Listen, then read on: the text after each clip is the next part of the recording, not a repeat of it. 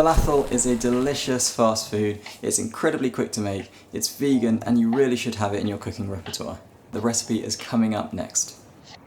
There's a few words of caution before you start. There is one piece of equipment that you really do need, and that is a food processor. And there is one step that you need to do ahead of time, which is to soak your dried chickpeas in water with a little bicarb of soda. You can't use tinned chickpeas, they're already cooked and you'll get mushy, quite unpalatable falafels. So the ingredients you need are soaked chickpeas, and then to give flavour to the chickpeas, you basically just pile in a load of herbs. In this case, I've gone for parsley, coriander, and a small amount of dill which I had in the fridge, which I think will go really well with it. You want them to be a vibrant green colour, not just speckled with little bits of herbs here and there. I've also got half an onion, and a couple of cloves of garlic, one very large and one a lot smaller. First, I like to blitz up the chickpeas. If you've got a big food processor, you can simply chuck all the ingredients in one go and pulse it, depending on the amount that you're making. In my case, I'm just using a small handheld food processor, so I like to blitz the chickpeas first in a couple of batches. Just give it a little bit of a mix, and then continue to pulse. If you want a coarser texture, just pulse it a little less, but be warned it's a little harder to shape the falafel and maintain that shape as they're frying. You may want to add a little bit of flour or chickpea flour and a splash of water as a binder if you're going to make a more coarse falafel.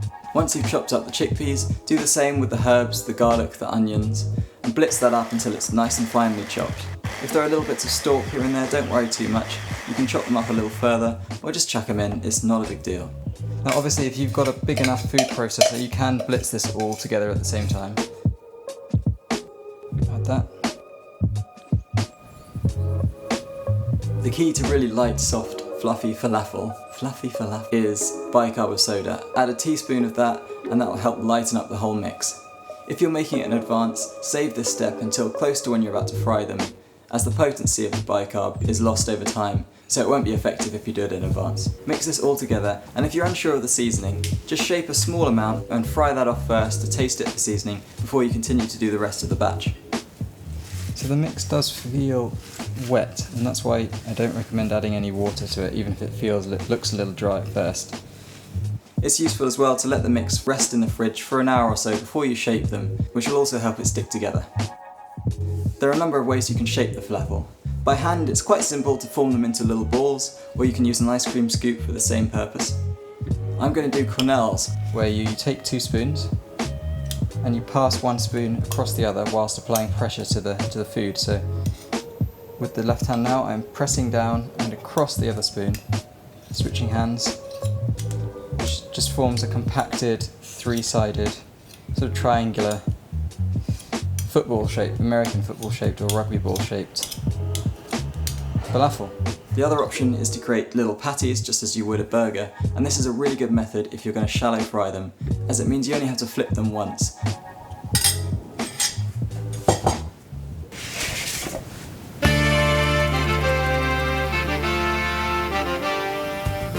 The typical method is to deep fry, and that's what I'm going to do today. If you're going to deep fry, make sure you're being really careful. Try to place your pan at the back of the hob so it reduces the risk of anything being knocked onto the floor. You really do not want to hurt yourself deep frying. I'm going to heat it just past 180 to around 185 to accommodate for the fact that when I add the falafel, the temperature is going to drop. Oh yeah, we're ready to go, 185. Temperature down. And in we go.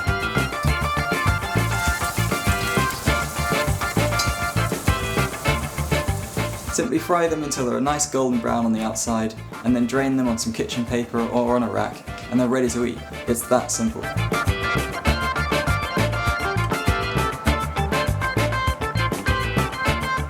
If you want to bake them in the oven, line them up in a baking sheet with some parchment on it, and just brush each one gently with a little olive oil, and then into the oven at 180 until they're crispy on the outside and soft in the middle.